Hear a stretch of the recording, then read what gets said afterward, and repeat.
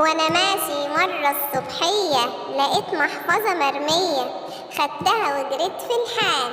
وانا ماشي مرة الصبحية لقيت محفظة مرمية، خدتها وجريت في الحال. عالشرطي اخدها وقال، عالشرطي اخدها وقال لازم نديها لصاحبها، لازم نديها لصاحبها. شكرا يا ابو الابطال، دي امانتك عالي العال. شكرا يا ابو الابطال، دي امانتك عالي العال.